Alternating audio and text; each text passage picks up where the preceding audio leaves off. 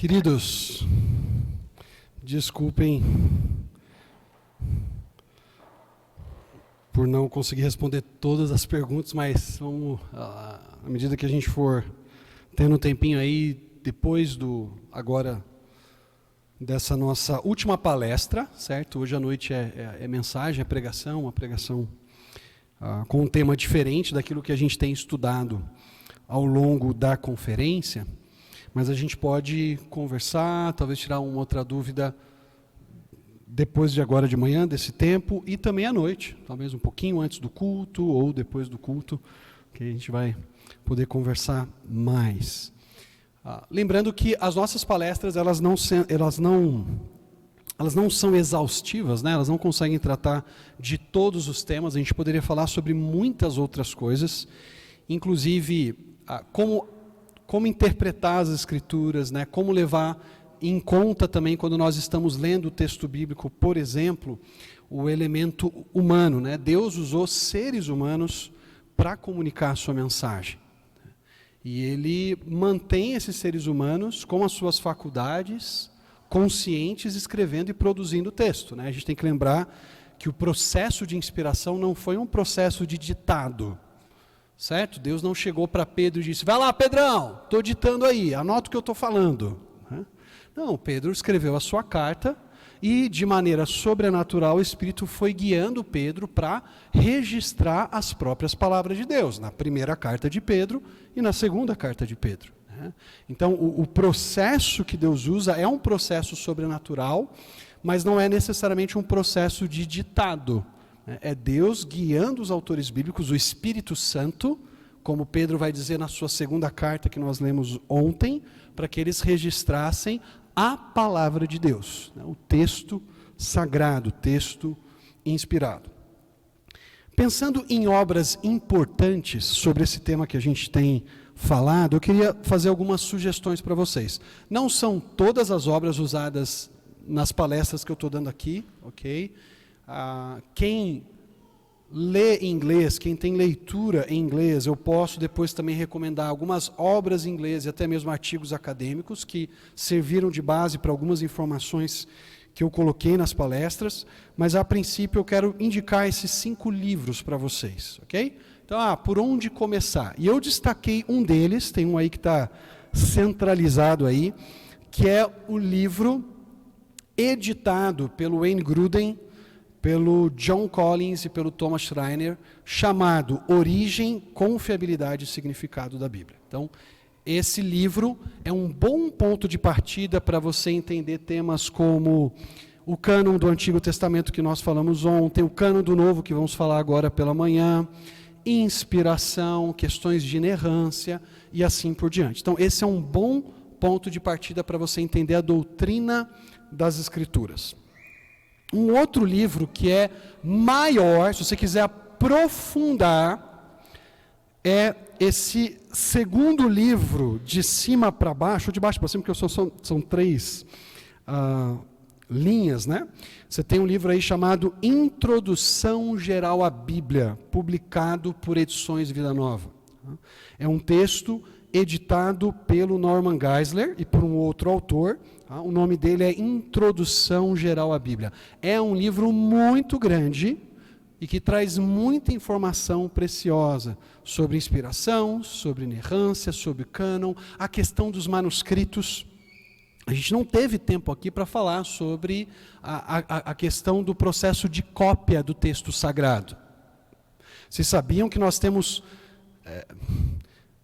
milhares de vezes mais cópias do Novo Testamento, ou de trechos do Novo Testamento, que temos, por exemplo, de textos de Platão, ou de textos de Aristóteles.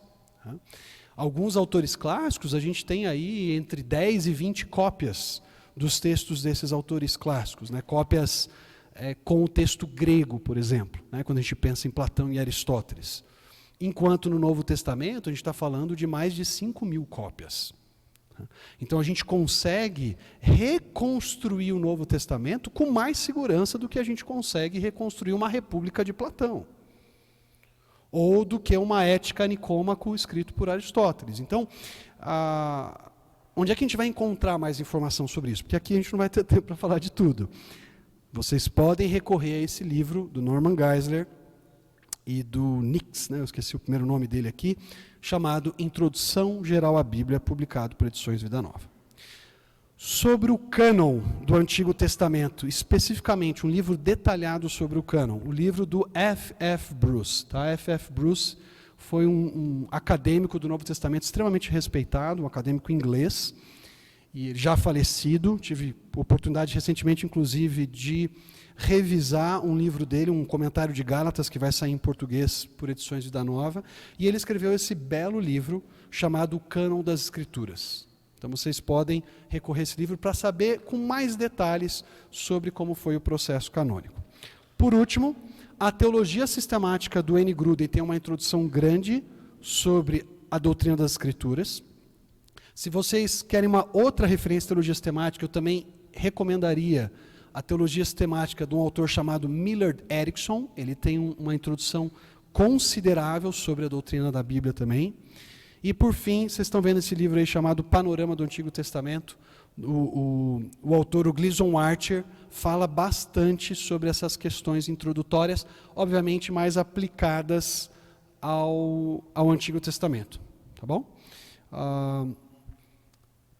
Tem um livro também escrito pelo Dr. Peter Williams, né? Podemos confiar nos Evangelhos. Se você quer algo mais voltado para o Novo Testamento, eu recomendaria esse livro. Estive com Peter Williams meio do ano passado, lá em Tyndale House. Ele é o principal lá da biblioteca. Um homem muito, muito generoso, muito gentil, me levou para conhecer a cidade de Cambridge. E ele escreveu esse livro, que a Vida Nova também publicou. Deve publicar, acho que em breve, mais um livro dele. É um livro interessante para você entender como é que funciona o processo de cópias e por que nós podemos confiar nos 4 evangelhos que nós temos. Né? Porque tem muitos evangelhos circulando por aí, né? Evangelho de Tomé, Maria Madalena e assim por diante, né? Que a gente já mencionou, de Filipe.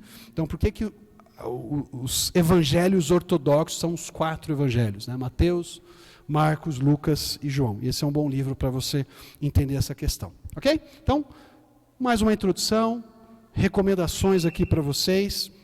Agora a gente vai entrar num tema, que é o tema do cânon do Novo Testamento. Então, ontem eu mencionei para vocês aquela situação de uma ovelha da minha igreja que se encontrou, né, que no caminho para o trabalho foi abordada por um professor de teologia, dizendo que o cânon do Novo Testamento, né, os livros do Novo Testamento, só teriam sido aceitos porque quem tinha maior força política dentro da igreja fez com que os seus livros sagrados fossem considerados canônicos e os outros desprezados. A gente vai perceber que não foi isso que aconteceu. A gente vai perceber que no próprio Novo Testamento a gente tem um processo em que autores sagrados reconhecem outros autores sagrados como textos canônicos. Então, já no primeiro século, a gente tem o testemunho de Paulo, a gente tem o testemunho de Pedro, recomendando outros textos como escritura sagrada. Então, o processo canônico, F.F. Bruce, naquele livro chamado Cânon das Escrituras, que eu recomendei, ele diz o seguinte: uma coisa precisa ser afirmada com toda a ênfase.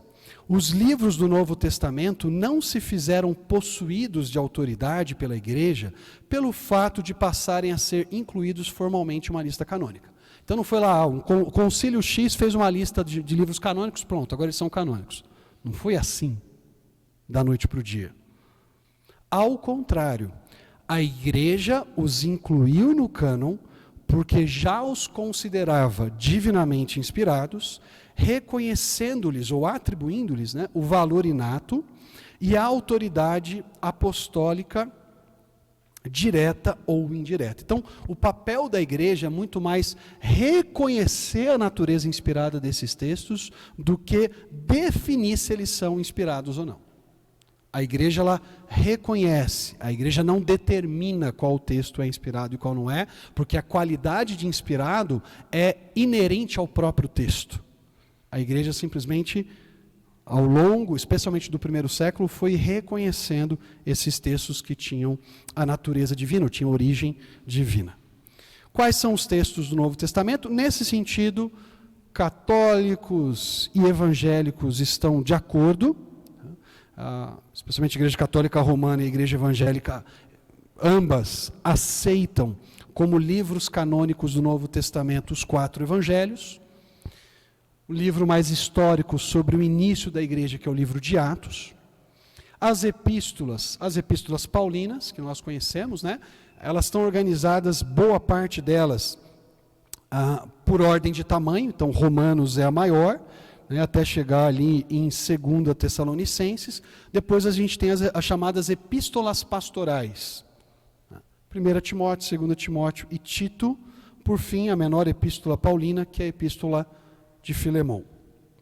Depois nós temos as chamadas epístolas gerais, que começam lá com Hebreus e vão terminar com Judas, né? Então, Hebreus, Tiago, vocês estão estudando Tiago aqui pelas manhãs, né? Uma epístola geral, 1 e 2 Pedro, 1, 2 e 3 João, Judas, e aí nós temos um livro que pode ser classificado tanto como apocalíptico, né?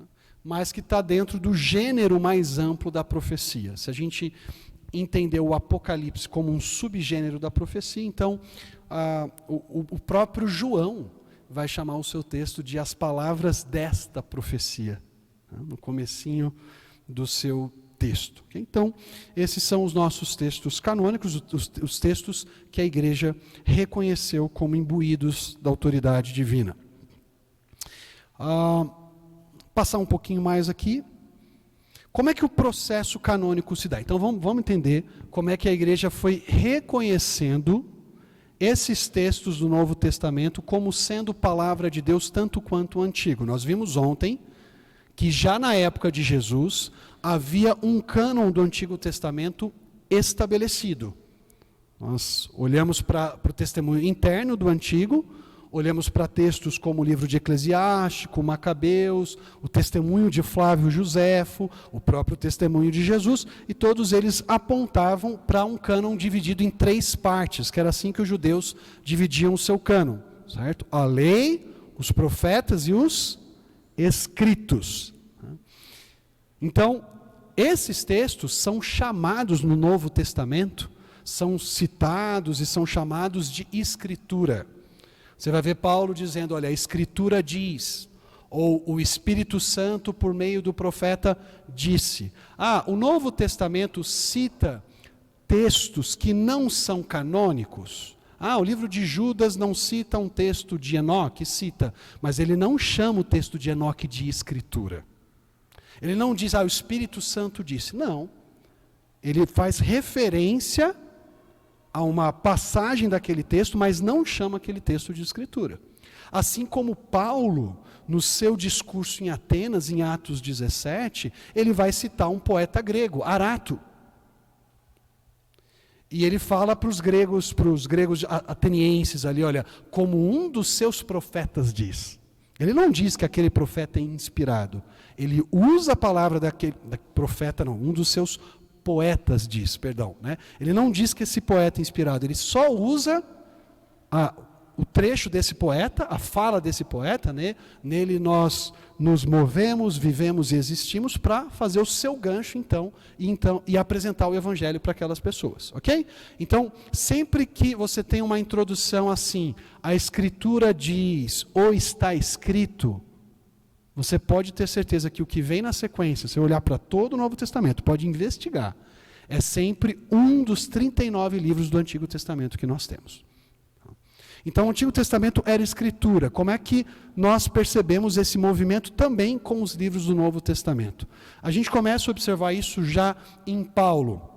Lembra aquele nosso texto que nós mencionamos ontem, 2 Timóteo 3, 16, 17, que nós sabemos de cor e salteado, né? Toda a Escritura é inspirada por Deus. O que Paulo considerava Escritura? Com certeza o Antigo Testamento, como já falamos, mas não apenas o Antigo Testamento. É isso que nos surpreende. Quando Paulo escreve a sua segunda carta para o jovem Timóteo, ele já tem como um pressuposto básico, pelo menos um livro do Novo Testamento, como sendo Escritura. Por quê?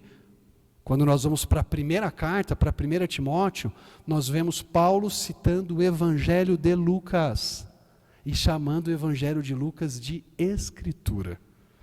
Vejam que interessante aí. Olha só o testemunho do apóstolo Paulo. Perdão. Os presbíteros que lideram bem a igreja são dignos de dupla honra, especialmente aqueles cujo trabalho é a pregação e o ensino. Então, Paulo aqui, 1 Timóteo 5, 17, 18, está dizendo que a igreja deve honrar aqueles que se dedicam ao ensino da palavra. E na sequência, Paulo vai fundamentar o seu argumento. Paulo, da onde você está tirando isso? Por que você está dizendo que a gente tem que honrar os presbíteros? E aí a gente não vai entrar numa discussão eclesiológica aqui. A minha compreensão é que a palavra presbítero e a palavra bispo ou episcopos no Novo Testamento são palavras intercambiáveis, para descrever essa função de cuidado pastoral e de ensino. Okay? Mas qual é a fundamentação de Paulo para que a igreja honre homens que se dedicam a ensinar, a estudar e ensinar a palavra? A fundamentação de Paulo está na Escritura. Não estou tirando isso da minha cabeça. Olha o que Paulo vai dizer. Pois a Escritura diz, aquela fórmula para introduzir um texto sagrado. E ele cita em primeiro lugar Deuteronômio 25:4. Não amordace o boi enquanto está debulhando o cereal. O que presbítero tem a ver com boi, Paulo? Está dizendo que os presbíteros e pastores da igreja são bovinos? Não. Ok? O que Paulo está fazendo aqui é o argumento do menor para o maior.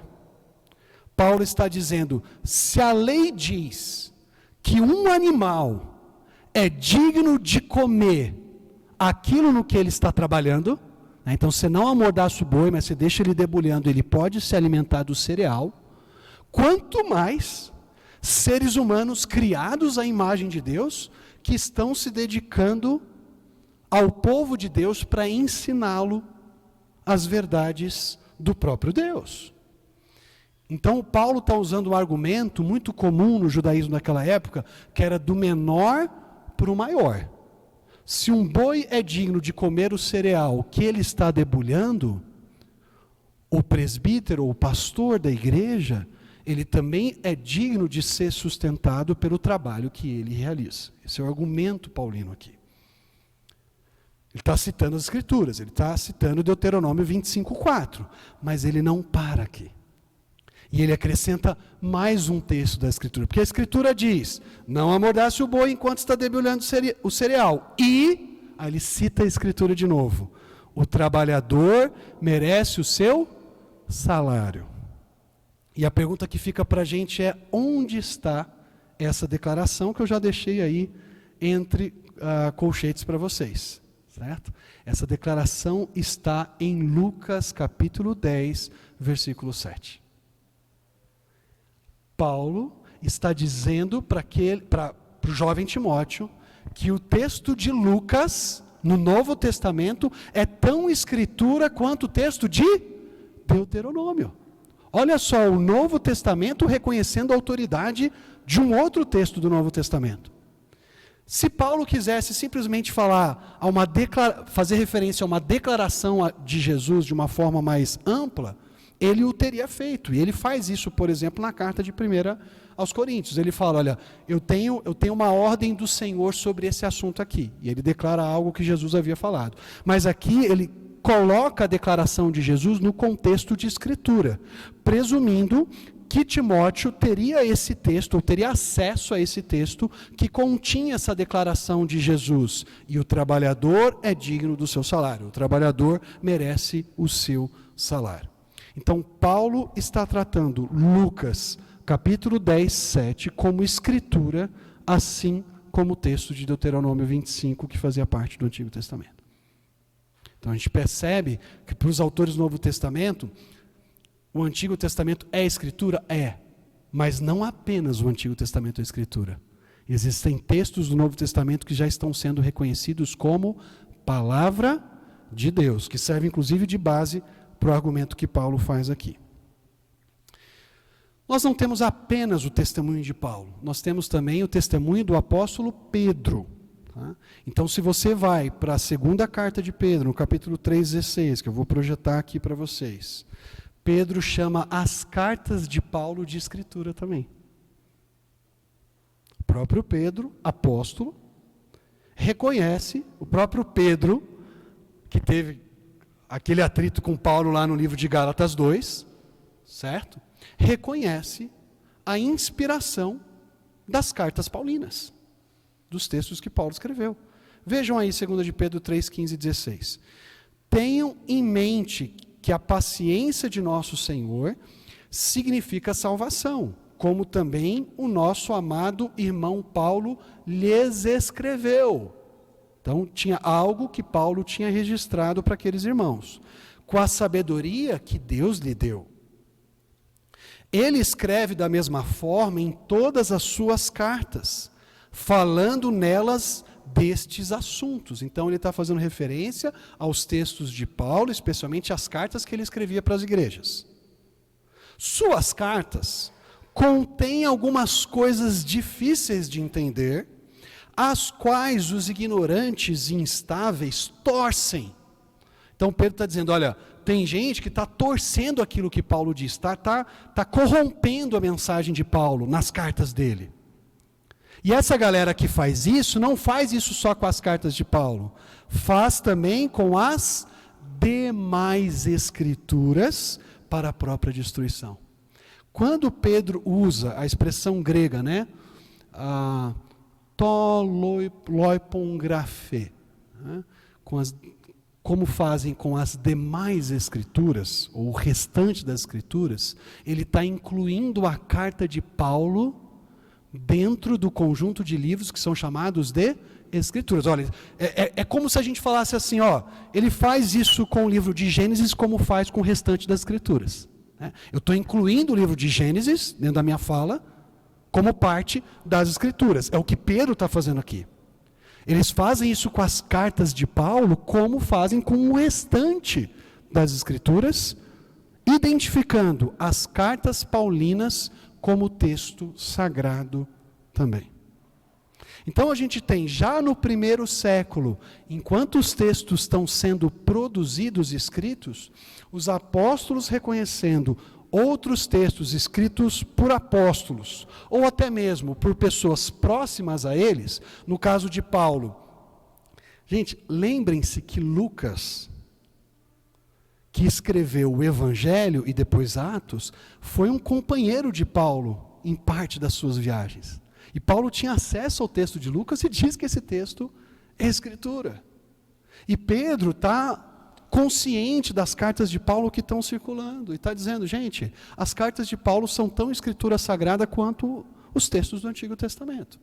Então esse processo já está acontecendo aqui no primeiro século, com o apoio da autoridade apostólica. A gente tem que lembrar que os apóstolos de Cristo Jesus são os seus representantes, são aqueles que vão transmitir os ensinamentos do Cristo ressurreto, né? Esse era um dos critérios, ter convivido com o Senhor e ter visto o Senhor ressurreto. E esses apóstolos estão reconhecendo textos que hoje nós usamos como textos sagrados, como textos inspirados. Mas havia também, na consciência apostólica, uma percepção de que a sua mensagem era uma mensagem imbuída da autoridade de Deus. E a gente vê isso em várias cartas de Paulo. Vejam aí. Em 1 Tessalonicenses 2,13, Paulo vai dizer, também agradecemos a Deus sem cessar o fato de que, ao receberem de nossa parte a palavra de Deus, então ele está dizendo, vocês tessalonicenses, receberam a nossa mensagem como palavra de Deus. Vocês a aceitaram não como palavra de homens, mas conforme ela verdadeiramente é, como palavra de Deus que atua com eficácia em vocês, os que creem. Então, claramente aqui Paulo reconhece que a mensagem que ele pregava e que os tessalonicenses creram era a palavra autorizada de Deus que os cristãos deveriam seguir. Provavelmente ele está pensando na mensagem básica do Evangelho e nas implicações que essa mensagem tem, né? Cristo Jesus veio ao mundo, viveu entre nós, ministrou, morreu, ressuscitou dentre os mortos, ascendeu aos céus. Eles creram nessa mensagem, e essa mensagem não é palavra de homens, é palavra de Deus. Mais para frente, agora a gente tem Paulo reconhecendo que aquilo que ele escreve em carta tem tanta autoridade que as pessoas na igreja não deveriam desobedecer aquilo que ele estava falando. Isso é muito sério, né? É uma consciência da autoridade que a sua carta tem que é muito forte. Vejam aí o final da segunda carta aos Tessalonicenses. Se alguém desobedecer ao que dizemos nesta carta, deixa quieto, irmãos. Não liga não. É isso que Paulo diz? Não, ele fala o quê? Marquem-no. Observa. Não está cumprindo? Paulo acabou de chamar a atenção de alguns irmãos ali. Tinha alguns irmãos que estavam falando, não, Jesus vai voltar amanhã, ou depois de amanhã, ele vai logo voltar, não vou trabalhar. Não estou afim de trabalhar. Vou lá na casa do meu irmão, como na casa dele, ele está trabalhando, ele me mantém, né? E muita gente estava deixando de trabalhar, porque falava, não, Jesus pode voltar logo, então não vou. Para que eu vou trabalhar se Jesus pode voltar amanhã? Certo? Eu como na casa de um irmão aí que tiver comida para oferecer. E Paulo fala, não é assim não. Olha, se você não quer trabalhar, então também não come. O Senhor Jesus pode voltar a qualquer momento, mas isso não significa que você não deve trabalhar. Você tem que trabalhar e provar do sustento da obra das suas mãos, que Deus está dando para você por meio do seu trabalho. E aí Paulo então diz, olha gente, se alguém desobedecer ao que dizemos nesta carta, provavelmente ele está falando de outras coisas também que ele disse anteriormente, marquem-no.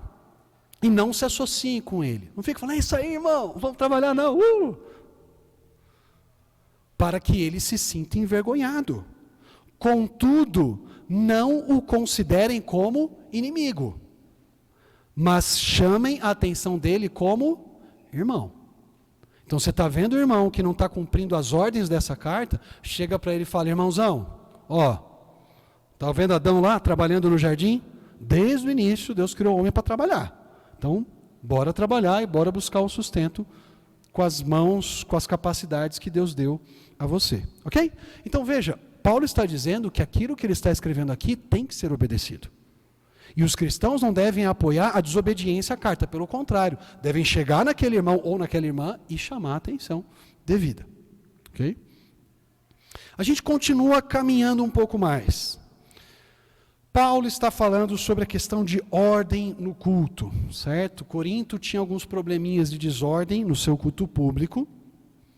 E Paulo, então, traz algumas orientações. Gente, tudo tem que ser feito com ordem e decência. Você vai cantar uma música, deixa alguém cantar a música primeiro, né? Alguém vai falar, fala, mas tem outro para falar, senta, deixa o outro falar. Então, Paulo vem trazendo uma série de orientações, ok? Inclusive de temas aí relacionados a dons espirituais que a gente não vai entrar na discussão aqui porque não é o nosso foco das palestras, né? Ele vai discutir a questão do dom de línguas, vai discutir o dom de profecias, mas não é esse o meu foco dizer se cessou, se não cessou. O que eu quero chamar a atenção de vocês aqui nesse texto é a autoridade com que Paulo escreve aquelas orientações. Vejam o que ele diz aí.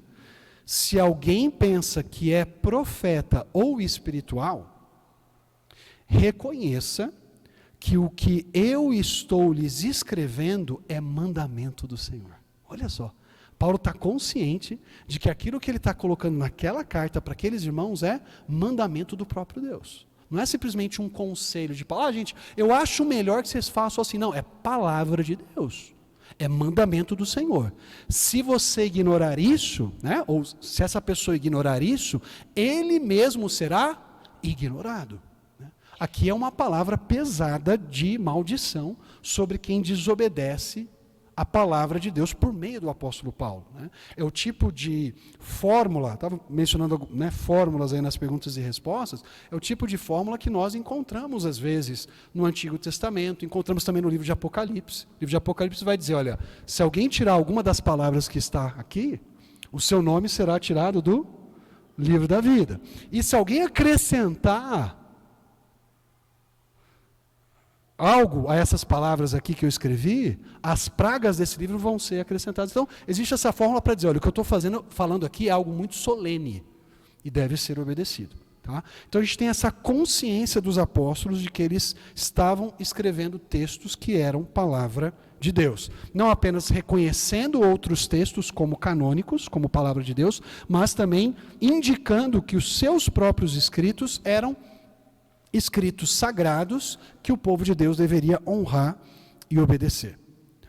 Havia um processo de circulação das cartas entre a igreja primitiva. Gente, eu estou usando o termo aqui, igreja primitiva, não num sentido negativo ou depreciativo, né? Que a gente fala, isso aqui é muito primitivo, né? No sentido assim, não é evoluído ou algo assim, né? Algo muito primário. Não é isso. Quando eu falo igreja primitiva, eu estou me referindo à igreja do primeiro século, porque é onde brota, certo? Onde começa o cristianismo ali com Jesus e com os seus apóstolos. Tá? E aí eu vou me referir à igreja que vem depois do primeiro século, do segundo século, até aproximadamente ali século V, século VI depois de Cristo, como igreja antiga. Tá? Estou fazendo só essa distinção. Eu mesmo não gosto muito do adjetivo primitivo, mas é para a gente fazer essa distinção entre primeiro século e os séculos que vêm na sequência. Vejam, 1 Tessalonicenses 5:27 diz assim: diante do Senhor, encarrego vocês de lerem esta carta a todos os irmãos. Então Paulo está dizendo, todos os irmãos precisam estar conscientes dessa carta, precisam ouvir essa carta e aprender sobre os mandamentos que eu transmito nela.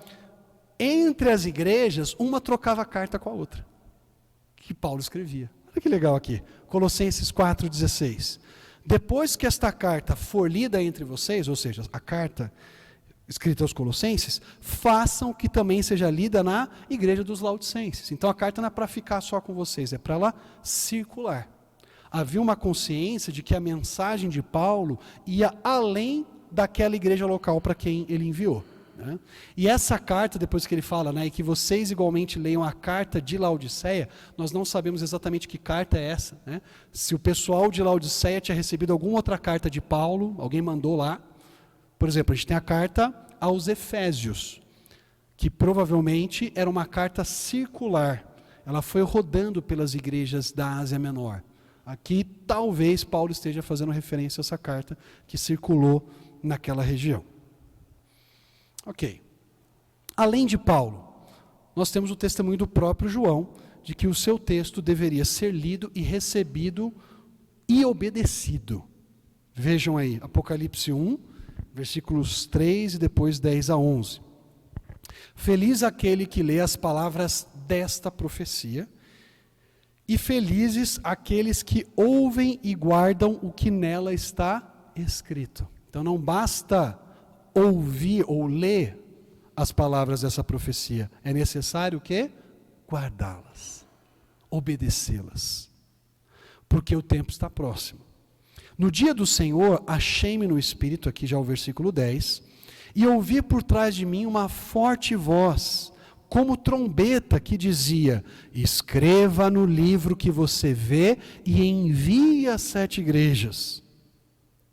Éfeso, Esmirna, Pérgamo, Tiatira, Sardes, Filadélfia e Laodiceia. Ou seja, aquilo que João escreve no livro de Apocalipse vai circular entre as igrejas que também estavam ali na região da Ásia Menor, e que deveria ser recebido esse escrito de João, no texto de Apocalipse, que ele escreve guiado pelo Espírito. Né? A gente tem a presença do Espírito muito clara aqui, inspirando João a produzir esse texto, para que a igreja então obedecesse, não apenas lesse as palavras, não apenas ouvisse as palavras, mas também cumprisse e obedecesse. Tá? Tem um detalhe muito interessante aqui, que a gente precisa pensar e lembrar, é que boa parte do público do Novo Testamento que recebe essas cartas é um público muito mais ouvinte do que leitor, certo? Por quê? Porque o letramento no mundo antigo era relativamente baixo, nem todo mundo sabia ler, nem todo mundo sabia escrever, e as pessoas então ouviam publicamente as cartas de Paulo, os textos de João, sendo lidos para a igreja ali.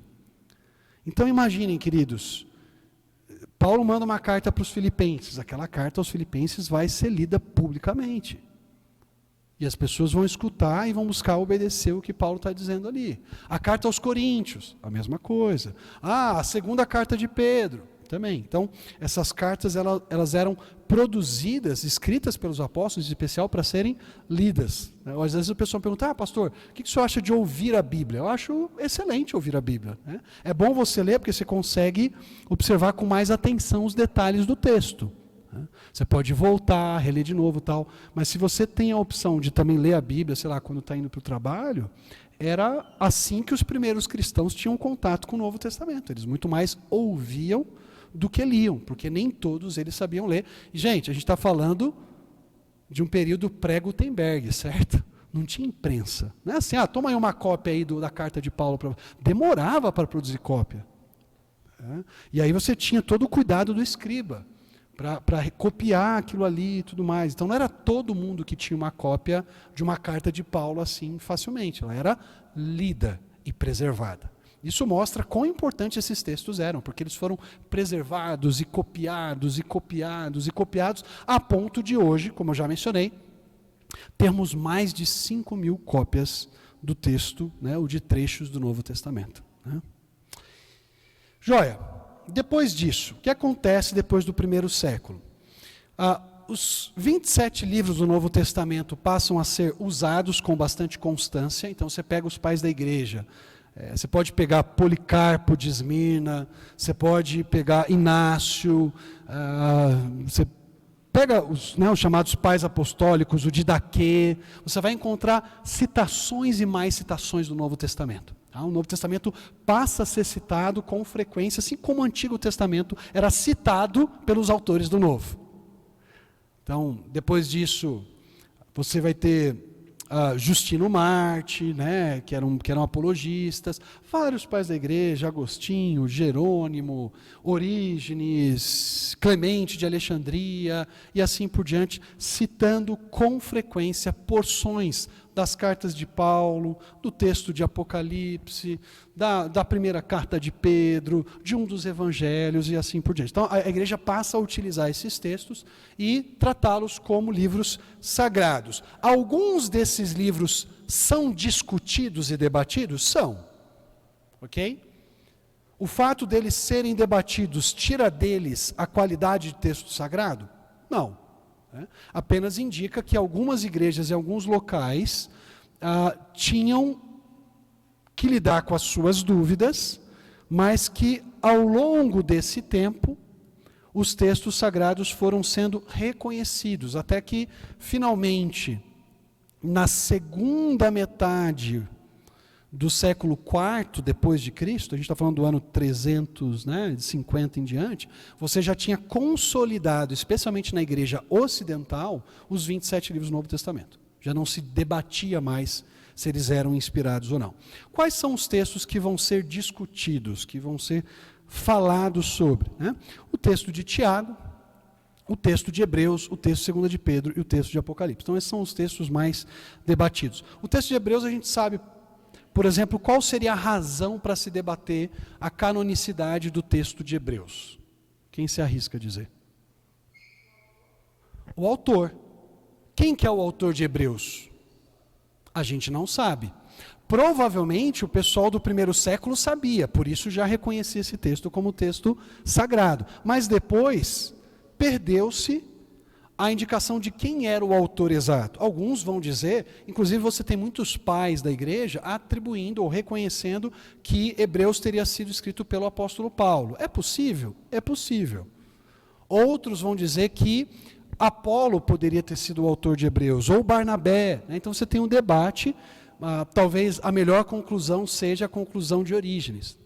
Ele fez a pergunta, quem foi o autor de Hebreus? E ofereceu a seguinte resposta, só Deus sabe. Né? Então, mas a igreja reconheceu no livro de Hebreus a autoridade divina. Né? E preservou o livro de Hebreus durante o primeiro, segundo, terceiro e quarto século, quando já não se debateu mais a questão da autoria. Tá? Tiago também tem aquele tema da questão das obras, da fé. Né? Foi um tema que Martinho Lutero se debateu. Né? Mas nós sabemos que Tiago pode ser lido de maneira muito harmoniosa com as cartas de Paulo, sem problema algum, certo? O que Paulo discute é a nossa justificação diante de Deus pela fé. O que Tiago discute é a comprovação da nossa fé, se ela é real ou não, por meio das obras, certo? Quem tem fé, tem obras. No sentido de que quem crê em Cristo passa pela transformação que Cristo traz, e essa transformação de vida comprova a existência daquela fé. Assim como a fé, a confiança, é o meio pelo qual nós acessamos a justificação de Deus. Tá? Então, só para explicar um pouquinho os debates, mas não foram debates significativos a ponto de deixarem esses textos de lado, pelo contrário.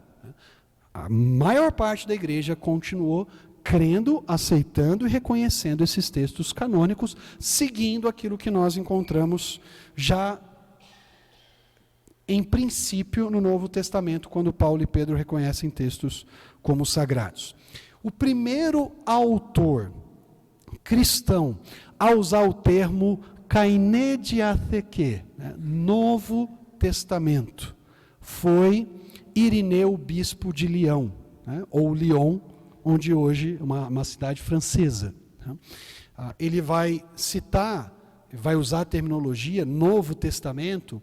Ele tem um livro chamado Contra as Heresias. Ele vai rebater as heresias do gnosticismo daquela época, e ele já usa o texto Novo Testamento para falar dos escritos apostólicos. É interessante. Hoje eu estava dando uma olhada no texto do Irineu, pesquisando quantas vezes ele usa a palavra Novo Testamento. Várias vezes já li.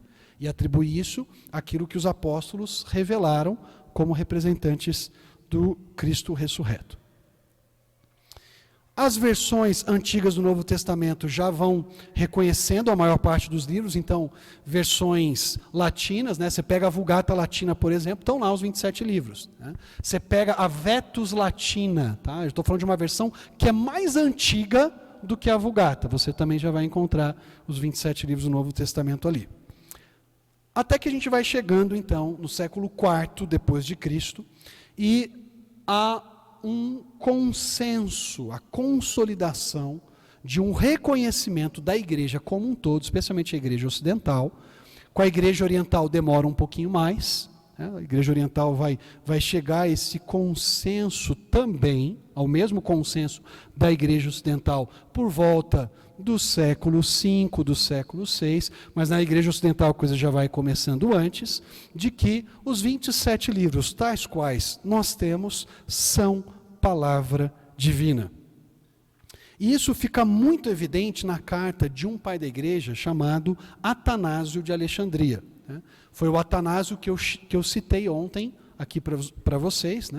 O Atanásio que foi exilado mais de 3 vezes pelo poder romano da época, mas que defendeu justamente os 27 livros canônicos. Uma evidência de que não foi o poder político da época que fez valer os 27 livros. Porque quem defendia esses livros como palavra de Deus eram pessoas que estavam sendo até mesmo perseguidas por crerem nesses livros como sagrados. E aí eu quero citar, e aí depois da carta de Atanásio, onde ele menciona os 27 livros, eu vou citar essa carta, a gente vai fechar com ela aqui a nossa aula. Você tem outros concílios acontecendo por várias regiões da igreja. Então tem um concílio que acontece em Roma, concílio que acontece em Hipona, depois em Cartago.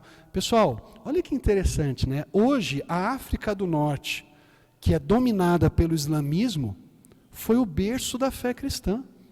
Grandes pensadores cristãos estavam no norte da África e foram extremamente importantes para confirmar a convicção cristã dos 27 livros.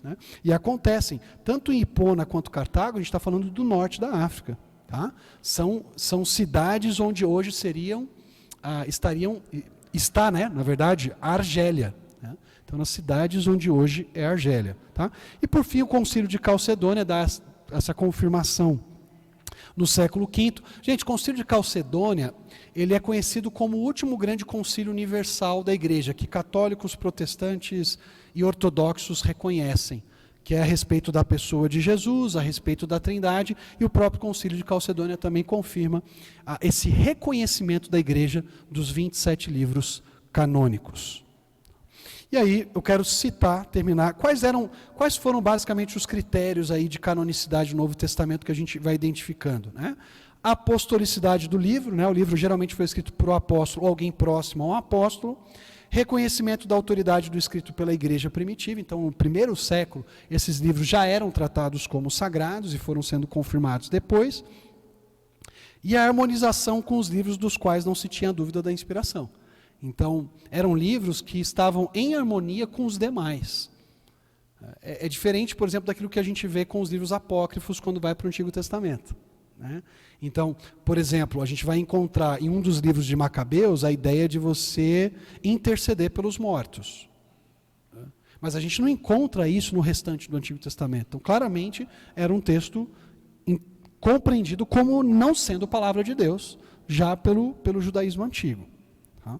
Então, vamos terminar com a carta de Atanásio para a gente ver esse relato de um pai da igreja, uma epístola de Páscoa que ele escreve como pastor ali do seu rebanho, e ele, então, faz a observação de quais eram os livros canônicos reconhecidos pela igreja de uma forma ampla na sua época. Né? E ele diz assim, não é tedioso repetir, eu espero que também não seja tedioso para vocês a gente ler esse trechinho final aí. Não é tedioso repetir os livros do Novo Testamento. São os 4 evangelhos, segundo Mateus, Marcos, Lucas e João. Em seguida, os Atos dos Apóstolos e as 7 epístolas chamadas católicas, ou seja, de Tiago, de Pedro, João, Judas.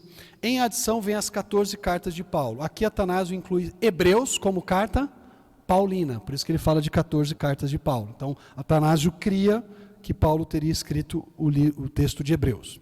Escritas nessa ordem. A primeira aos Romanos, as 2 aos Coríntios, uma aos Gálatas, uma aos Efésios, aos Filipenses, aos Colossenses, Tessalonicenses, uma aos Hebreus, como ele fala aí, 2 a Timóteo, uma a Tito e por último a Filemão. Além disso, o livro da Revelação de João. Olha só o que ele fala no final. Eu quero terminar com algumas implicações a partir daquilo que Atanásio fala aqui no segundo parágrafo. Há fonte de salvação em que aqueles que têm sede podem saciar-se com as palavras vivas que contém. Somente nelas está proclamada a doutrina divina, que nenhum homem acrescente nada a elas, nem delas se aposse. Pensando naquilo que Atanásio falou, eu quero trazer 3 implicações rápidas aqui para nós. Primeiro, no Novo Testamento, nós encontramos, no cânon do Novo Testamento, nós encontramos o cumprimento da salvação que Deus prometeu ao seu povo por tantos séculos durante a história de Israel. Por isso, nós devemos valorizar o texto do Novo Testamento como a nossa fonte de salvação. Paulo vai dizer que a fé vem pelo ouvir e ouvir a palavra de Cristo. Paulo vai dizer para Timóteo, em 2 Timóteo, já incluindo pelo menos o Evangelho de Lucas aí, não é verdade? Que as sagradas letras, elas são úteis para torná-los sábios para salvação. E Tiago 1:21 vai nos dizer que nós devemos acolher com mansidão a palavra da verdade que é poderosa para nos salvar. Nós temos diante de nós a palavra de Deus preciosa. E os escritos do Novo Testamento devem ser lidos por nós como essa fonte maravilhosa de salvação para aqueles que ainda não conhecem a Jesus e de base para o nosso crescimento em santidade. Você quer crescer em comunhão com Deus? Você quer crescer em santidade com Deus? Leia as Escrituras, leia o Antigo, leia o Novo Testamento. As palavras de Deus registradas no Novo Testamento, eu estou frisando o Novo Testamento porque é o nosso tema da manhã, a gente está falando do cânon do Novo, mas a gente inclui aí o Antigo Testamento, elas são verdadeiras e fonte de esperança para aquelas que nelas confiam. Paulo vai dizer em Romanos 15:4 que tudo que foi escrito no passado, para o nosso benefício foi escrito, para que por meio da paciência e da perseverança das Escrituras, nós tenhamos bom ânimo. As Escrituras são a verdade na qual nós podemos apoiar a nossa vida. E as Escrituras também são a nossa fonte de esperança, que nos lembram que o final da história tem um final feliz.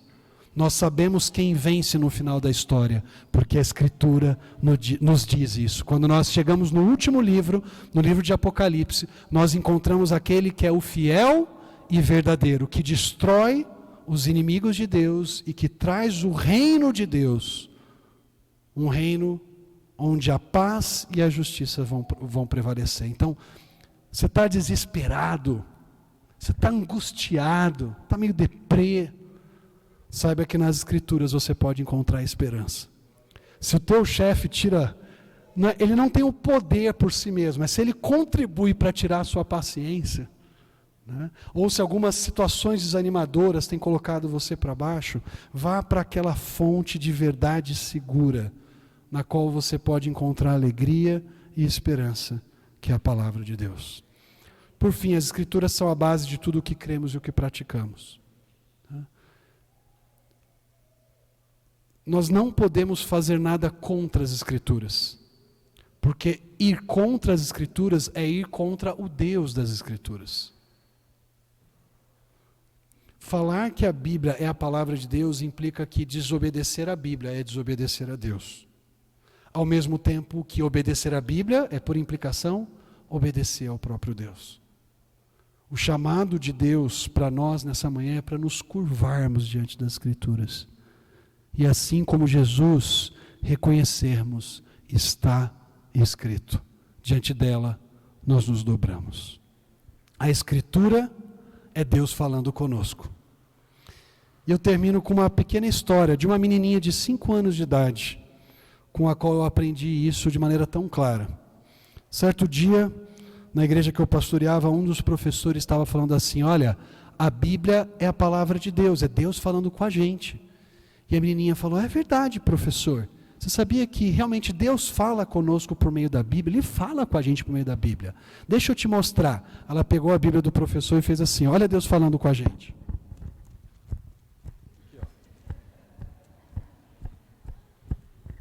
A Escritura é a boca de Deus falando conosco ainda hoje, instruindo o seu povo naquela luz que é lâmpada para os nossos pés, que ilumina o nosso caminho.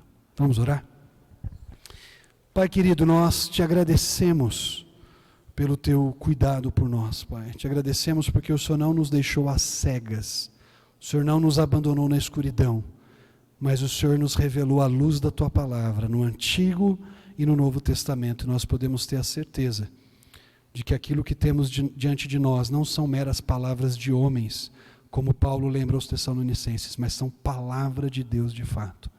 Queremos nos curvar, Pai, diante daquilo que o Senhor revelou, obedecer ao Senhor e vivermos vidas coerentes com o texto sagrado, que é a Bíblia. No nome de Jesus. Amém.